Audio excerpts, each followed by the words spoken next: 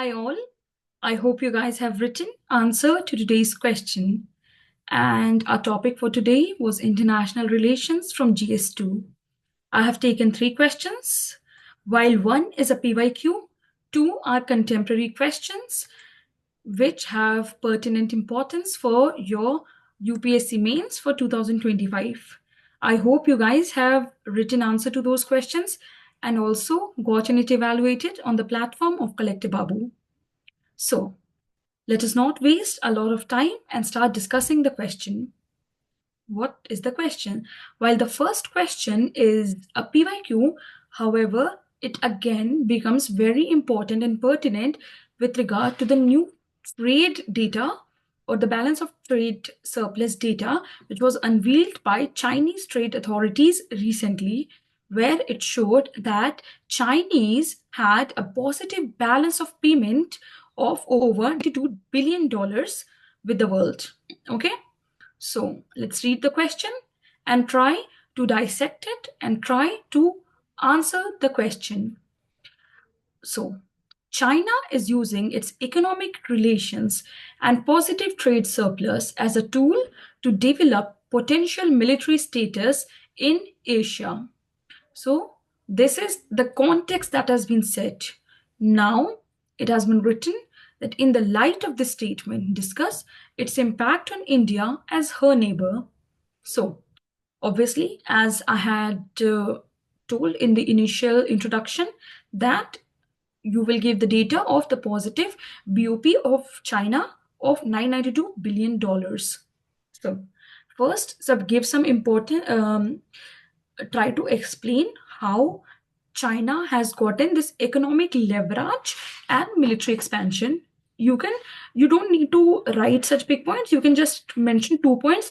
For example, that China's economic growth has enabled substantial investments in the military modernization. And then you will write that the military augmentation is not confined within its border. For example, a military base has been set in Djibouti. And these 2 points will suffice to give an explanation of the introduction. Now, you have to talk about what are the implications for India, because that has been asked in the question. What are the implications of India? First is trade imbalance, right? In 2022, India's trade deficit with China exceeded $100 billion. It has been so in 2023 and 2024 as well, which underscores that there is a significant economic disparity. This imbalance not only affects India's economy, but also enhances China's leverage in the bilateral relations, right? So you will use these 2 points. So you'll use these 2 points to explain the trade imbalance part. Now, we'll talk about strategic enrichment. Okay, so strategic encirclement through its economic leverage, because China has this economic leverage, the positive balance of trade, and also enhanced military capability.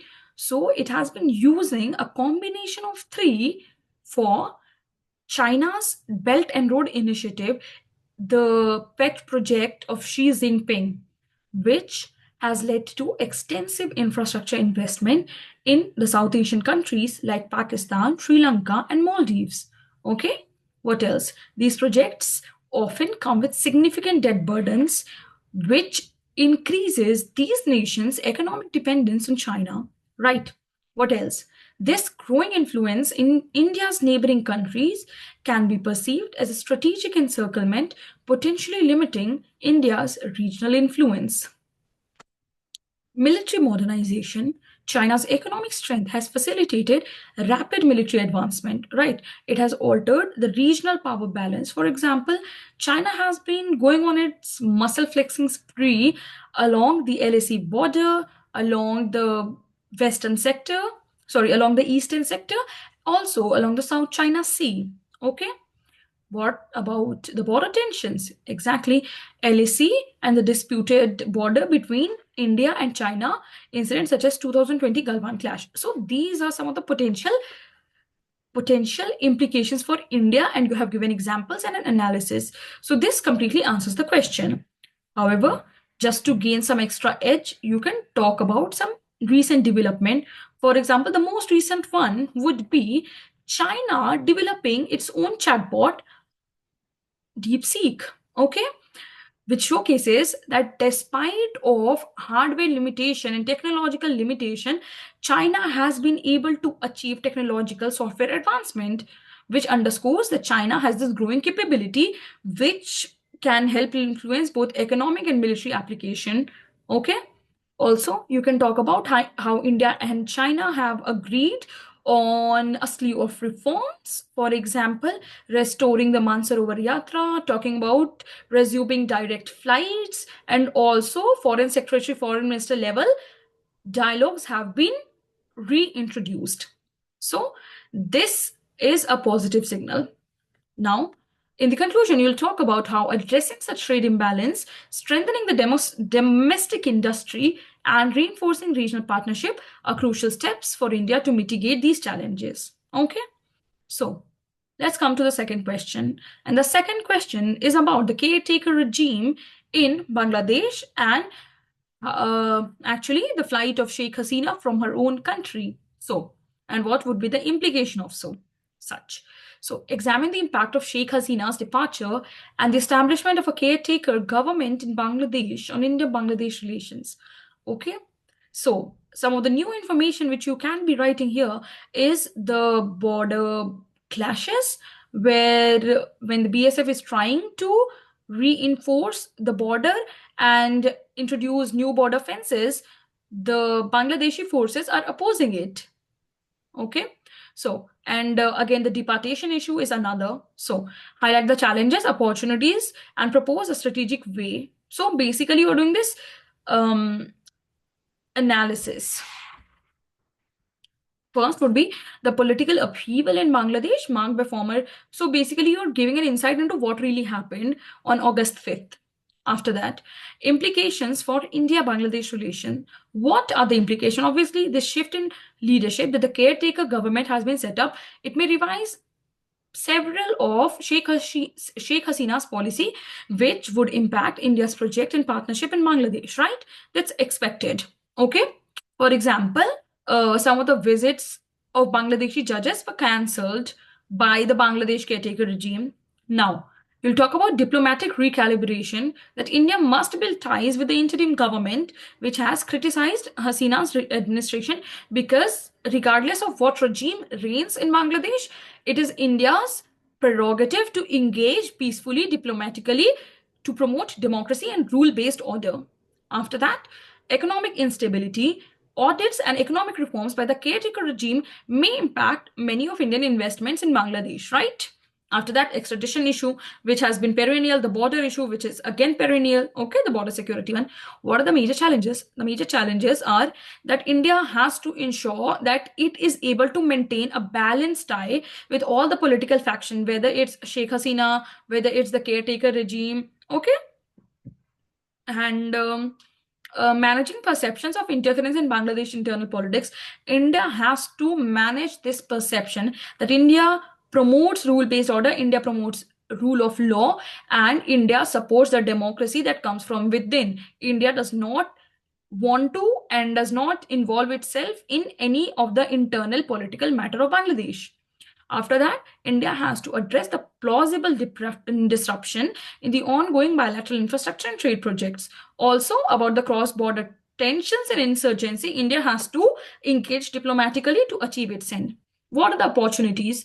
The opportunity is that this would provide an opportunity to India to move away from its traditional safe friendship with Sheikh Hasina to broaden the regime, to broaden its cooperation with Bangladeshis other political parties as well.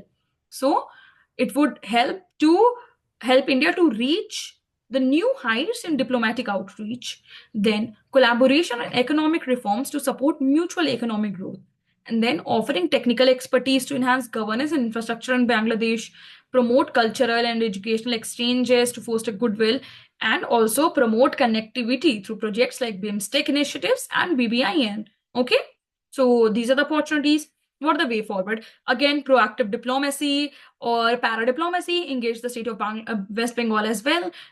Ensure that there's this non-partisan approach. India should not be seen as favoring one party and jeopardizing other, that should not be what India should be envisaging, right? Then border management and economic cooperation through border hearts, through increased trade partnership, through trade cooperation, okay, and regional stability measures. So India must leverage this transition in Bangladesh to reinforce its role as a stable and supportive neighbor. A balanced and proactive strategy can help strengthen bilateral ties and contribute to regional stability. So our two questions are answered. Now let's move on to the third question, which is about the buzz news in the January, or maybe for rest of 2025 as well, which is analyzing the impact of Trump's policy on India, okay, as he returns to White House in 2025, discuss the challenges, opportunities, and suggest a roadmap. Okay, so you can give an introduction as to what happened. Donald Trump took oath on 20th January. He became a 47th US president and ushered in a slew of executive orders, okay, from ending birthright citizenship to Paris Agreement and withdrawing from WHO, which are likely to have spillover impacts on India. So we are trying to analyze the implications on India. First is the trade relations, because there was one statement by Trump where he said that he would introduce a baseline of 10% tariff on all import. Okay, so a possible return of tariffs on Indian exports, focus on America First policy. The golden era of America has ushered in. And then the defense tie. It could result in stronger defense partnership, but with demands for increased arms purchases. Okay. Then immigration policy, stricter H-1B policy, and a stricter policy on reparation of illegal immigrants. Then China policy, a tougher stance of China may align with India's security interest. And Pakistan-Afghanistan relation, there's this unpredictable US stance there on what could happen. Then you can also expect some other, that there might be stability in Middle East. Also, there might be some talks regarding ending Russia-Ukraine wars. Okay. So what would be the challenges? Obviously, what we talked about, uncertainty, visa restriction, US protectionism, which would hurt manufacturing sector in India, which would hurt Indian export, because for India, US is its largest export destination. Then volatile foreign policy. Inconsistent approach to South Asia would create some diplomatic hurdles. And then pressure on defense deal. India may face demands for larger arms purchases from the US. And then India will face some issues with its engagement with Russia, because India, at the very least, wants to ensure that it is strategically autonomous, and it has this multi-vector foreign policy where it engages with all based on its own national interest. Then what are the opportunities? The opportunities are, there will be stronger Indo-Pacific strategy, increased defense cooperation, energy collaboration, investment in India, and closer strategic partnership. Okay, the energy collaboration one you obviously know, because Donald Trump said, drill baby drill, that America is going to drill more oil and natural gas from Alaska, from other region, and again become a major exporter. So, and with Russian sanctions, with sanctions on Russia, this is going to materialize soon. Then way forward, diversified trade relation. India cannot completely depend on US. India cannot completely depend on China or Russia for that matter. There's this need of diversification, and it has to be met with benefits to both sides. And then engage proactively. There should be diplomatic engagement and outreach, then negotiation on tariff, then enhancing defense ties, contributing cooperation in technology transfers and military logistics, monitor visa policies, and strengthen Indo-Pacific partnership, and the leverage strategic autonomy. In the end, you can just say Trump presidency in 2025 could bring both challenges and opportunity in India. By adopting a strategic and flexible approach, India can safeguard its interest while strengthening key areas of cooperation. So that's it. We have addressed all the three questions. There's just one more class to go before this initiative ends. In case you have liked this initiative, or if you have not liked this initiative, whatever is there that you would want to convey to me, or you would want to convey to CollectorBabu, please feel free to comment down below, whether it's constructive criticism or it's some words of encouragement. Feel free. We are here to read your comments and to improve upon it. Bye-bye. Take care.